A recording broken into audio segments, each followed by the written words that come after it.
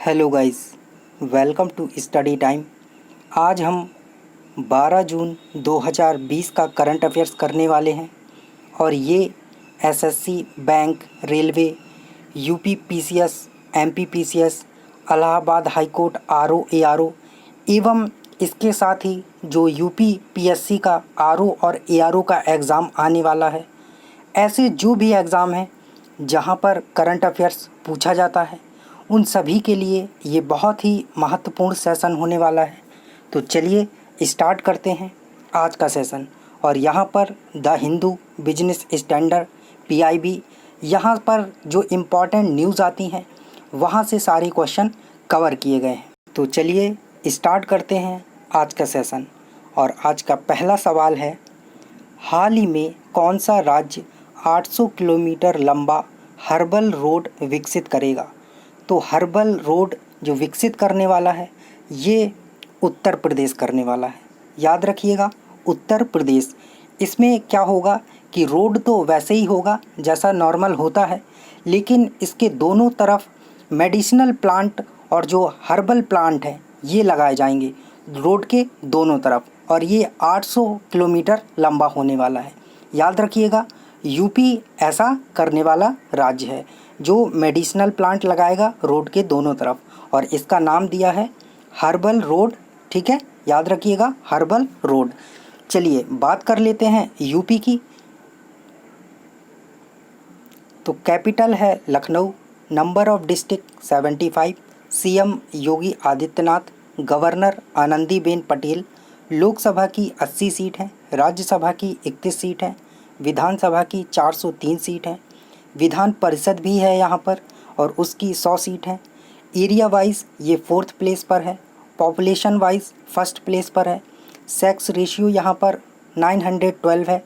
State animal swamp deer, state bird sarus crane, state tree Ashoka, state flower palash और state dance यहाँ पर कथक चलता है।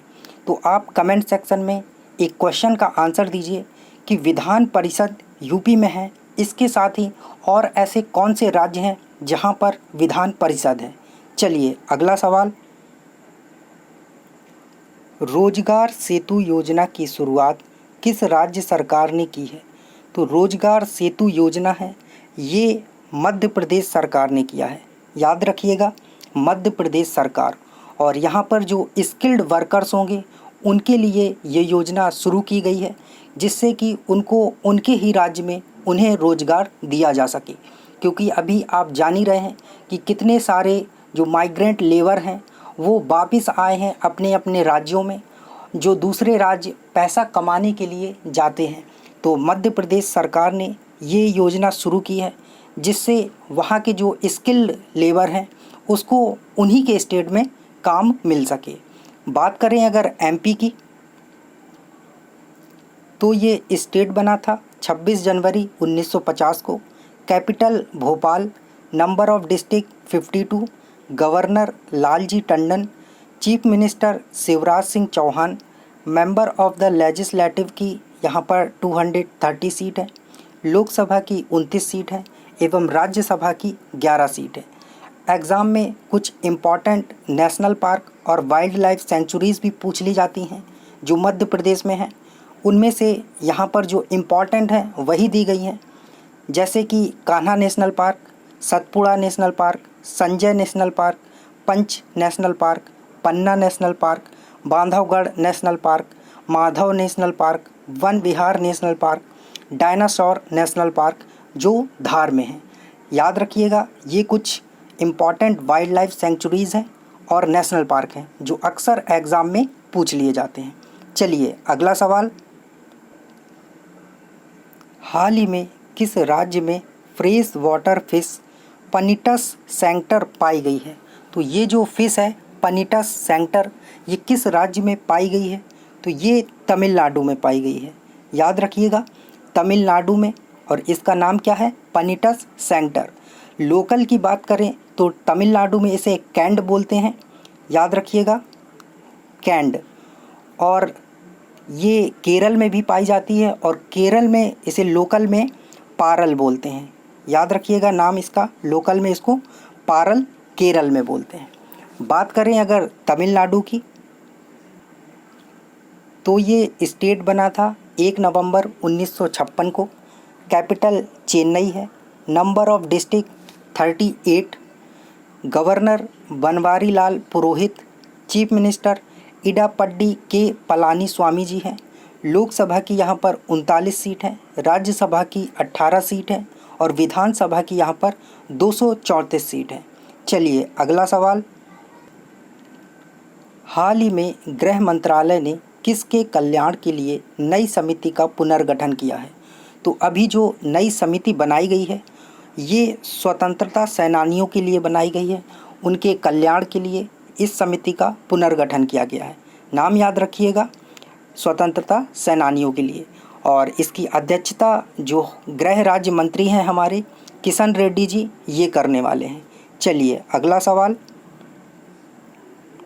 अगला सवाल है, हाल ही में सरकार ने बांस पर लगने वाली सीमा शुल्क को बढ़ाकर कितना कर दिया है?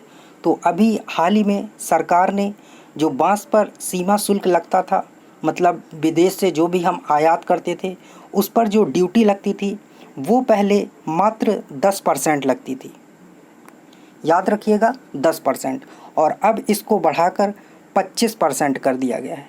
मतलब अब ये 25% लगेगी। और ये क्यों किया गया है?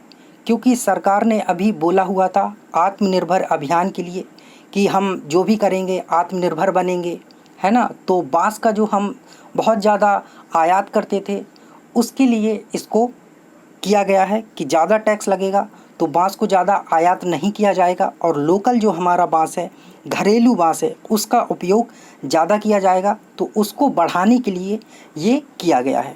चलिए अगला सवाल। अगला सवाल है, हाल ही में जारी आंकड़ों के अनुसार भारत में एशियाई शेरों की आबादी में कितने प्रतिशत की वृद्धि हुई है? तो अभी जो वृद्धि बताई गई है ये 29% की बताई गई है। जो आंकड़े जारी किए गए हैं उसमें बताया गया है कि जो एशियाई शेर हैं भारत में, उसकी आबादी अब जो 2020 में है वो 674 हो गई है। कितनी हो गई है? 674। याद रखिएगा, एग्ज़ाम में अक्सर ऐसे आंकड़े भी पूछ लिए जाते हैं जो एग्जैक्ट होते हैं। तो जो अभी आंकड़ा दिया गया है वो 674 एशियाई शेरों का दिया गया है। और 2015 में यहाँ पर मात्र 523 शेर थे। जो एशियाई शेर हैं वो 523 थे 2015 में, और 2020 में 674 हो गए हैं। तो 29% की वृद्धि बताई गई है यहाँ पर कि 29% की वृद्धि हुई है। चलिए, और एक चीज़ और याद रखिएगा कि जो एशियाई शेर हैं ये गुजरात के गिर के फॉरेस्ट में पाए जाते हैं। बात करें अगर गुजरात की, तो इसका फॉर्मेशन हुआ था 1 मई 1960। कैपिटल गांधीनगर है। लार्जेस्ट सिटी अहमदाबाद है। अक्सर स्टूडेंट अहमदाबाद को गुजरात की कैपिटल समझ बैठते हैं, तो ये गलती मत करिएगा। कैपिटल गांधीनगर है, लार्जेस्ट सिटी अहमदाबाद है। डिस्ट्रिक्ट यहाँ पर 33 हैं। सीएम विजय रूपानी जी, गवर्नर आचार्य देवव्रत। लोकसभा की 26 सीट है, राज्यसभा की 11 सीट है, विधानसभा की 182 सीट है। स्टेट मैमल यहाँ का एशियाटिक लाइन है जिसकी अभी यहाँ पर बात हुई है। और स्टेट बर्ड यहाँ पर ग्रेटर फ्लैमिंगो है। State flower marigold. State fruit mango. State tree बनियान। और एरिया वाइज ये 5th स्टेट है। और इस एरिया वाइज अभी हमने पिछले बात की थी यूपी की, तो वो 4th स्टेट था। चलिए अगला सवाल। हाल ही में जारी QS वर्ल्ड यूनिवर्सिटी रैंकिंग में भारत के कितने संस्थान शामिल हैं? तो वर्ल्ड यूनिवर्सिटी रैंकिंग अभी जारी हुई है, QS वर्ल्ड यूनिवर्सिटी रैंकिंग, और इसमें जो भारत के संस्थान शामिल किए गए हैं वो तो आप जानते ही हैं कि नंबर में बहुत कम होते हैं और रैंकिंग में भी बहुत पीछे होते हैं। तो यहाँ पर जो रैंकिंग जारी हुई है उसमें भारत के कुल 8 ऐसे संस्थान हैं जिन्होंने अपनी जगह बनाई है टॉप 500 में। याद रखिएगा, टॉप 500 में, जिसमें से जो हमारा सबसे बेस्ट परफॉर्मेंस दिया है वो IIT बॉम्बे ने दिया है और इसकी रैंक 172 है। देख रहे हैं आप, जो हमारा बेस्ट है आईआईटी बॉम्बे इंडिया का, वो वर्ल्ड में 172 पोजीशन पर है। और हम बात करते हैं बड़ी बड़ी, हम क्या हैं, विश्व गुरु हैं। हम देश को आगे ले जाएंगे, वो तो अच्छी बात है, ले ही जाएंगे, सब लोग मिलकर ले जाएंगे, लेकिन इसके साथ ही हम बाकी देशों का मार्गदर्शन करेंगे। ऐसे होता है मार्गदर्शन जहाँ पर हमारे जो इंस्टीट्यूट हैं वही इतना पीछे हैं। खैर छोड़िए, सेकंड नंबर पर जो है वो IISc बेंगलोर है, जिसकी रैंकिंग 185 है। IIT दिल्ली थर्ड नंबर पर है, 193 रैंकिंग है। IIT मद्रास 275 रैंकिंग है। IIT खड़गपुर 314 रैंकिंग है। IIT कानपुर 350 रैंकिंग है। IIT रुड़की 383 और IIT गुवाहाटी 470वीं पोजीशन पर है। और अगर इसमें टॉप इंस्टीट्यूट की बात करें जिसने QS वर्ल्ड यूनिवर्सिटी रैंकिंग में टॉप किया है, तो वो अमेरिका की मैसाचुसेट्स इंस्टीट्यूट ऑफ टेक्नोलॉजी है। जो ऊपर की टॉप 4 हैं वो चारों USA की हैं और पांचवी वाली ऑक्सफोर्ड यूनिवर्सिटी है। तो देखिए, जो फर्स्ट है वो Massachusetts institute of technology, second Stanford university, third position पर है, थर्ड रैंक जो है वो हार्वर्ड यूनिवर्सिटी, फोर्थ प्लेस पर कैलिफोर्निया इंस्टीट्यूट ऑफ टेक्नोलॉजी, ये 4 USA के ही हैं, और फिफ्थ नंबर पर ऑक्सफोर्ड यूनिवर्सिटी है। चलिए अगला सवाल, हाल ही में किस देश के राष्ट्रपति पियरे कुरनजीजा का निधन हो गया?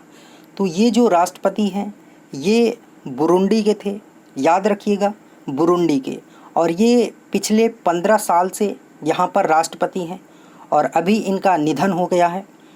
चर्चा ये थी कि अगस्त में ये अपने पद से हट जाएंगे, मतलब अपने पद को त्याग देंगे, लेकिन उसके पहले ही इनकी मृत्यु हो गई है। बात करें अगर बुरुंडी की, तो यहाँ पर जो कैपिटल है वो गिटेगा है, याद रखिएगा, गिटेगा ये कैपिटल है यहाँ की, और जो करेंसी है वो फ्रैंक चलती है, बुरुंडियन फ्रैंक, याद रखिएगा, Burundian Frank. So thank you guys, यही था हमारा आज का करंट अफेयर सेशन। PDF के लिए आप टेलीग्राम चैनल ज्वाइन कर सकते हैं। और अब बात करते हैं लास्ट वीडियो के आंसर की। तो लास्ट वीडियो में जो क्वेश्चन पूछा हुआ था कि हाल ही में किसने EY world entrepreneur of the year पुरस्कार 2020 जीता है, तो ये किरण मजूमदार 100 ने जीता हुआ था। और आज का क्वेश्चन ऑफ द डे है कि हाल ही में किसे नासा डिस्टिंग्विश्ड सर्विस मेडल से सम्मानित किया गया है। तो इसका आंसर आप कमेंट सेक्शन में बताइए। थैंक यू, मिलते हैं कल नए सेशन के साथ।